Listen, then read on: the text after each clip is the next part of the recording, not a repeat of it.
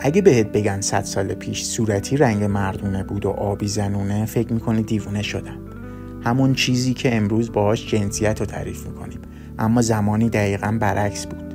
اینجاست که میفهمی ایدئولوژی فقط ذهن ما رو کنترل نمیکنه، حتی چیزی که میبینیم هم دستکاری میکنه. قبل از اینکه تاریخ رو کند و کاف کنیم، وقتی وارد یه فرهنگ میشی، مغزت از 3 سالگی شروع میکنه به ساختن شبکه معنایی. یعنی هر چیز رو با یه جفت معنا جفت میکنه. نوروساینس اینو میذاره رو دوش دیفورت مود نتورک، بخش فلسفه ساز مغز که دنیا رو تفسیر میکنه، نه توصیف. وقتی جامعه میگه صورتی یعنی دخترونه، تو واقعا اینطوری میفهمی، نه چون واقعیته، چون ایدئولوژی لنز چشم رو هم هک میکنه. قبل قرن 20 تو کاتالوگ‌های لباس قرن 19 و اوایل قرن 20 نوشته بود صورتی برای پسرهاست، چون از قرمز گرفته شده. قرمز هم نشونه قدرت و جسارته. و اما آبی مال دخترها، چون رنگ لطیف و آسمانی محسوب میشه. نقطه انفجار برمیگرده به مامی پینک. سال 1953 اولین بانوی آمریکا، مامی آیزنهاور، با لباس صورتی وارد مراسم شد. این انتخاب رسانه‌ای شد، بعد تجاری و بعد فرهنگی، به طوری که لباس، پرده، حتی ظروف کاخ سفید هم همه صورتی شدن. از جایی وارد تجارت شد که دانا میمس با ماشین و لباس صورتی تو رسانه ظاهر شد. برندها فهمیدن صورتی یعنی محصول زنانه و محصول زنانه یعنی فروش بیشتر.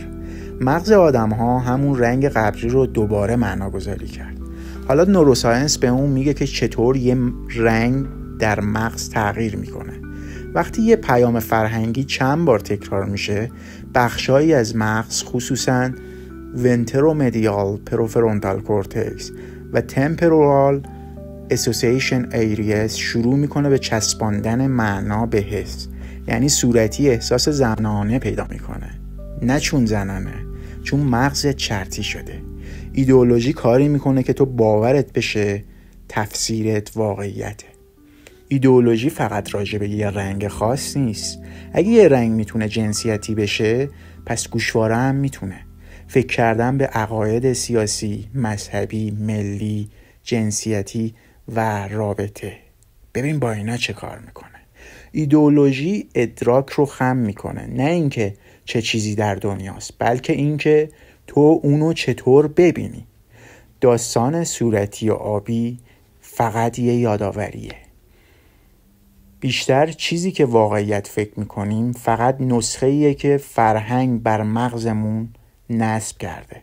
وقتی بفهمیش، تازه آزاد میشی که خودت رو واقعا ببینی، نه اون چیزی که بهت یاد دادن ببینی. اگر میخوای با من در راستای شناخت مغزت آگاه تر بشی، من سلسله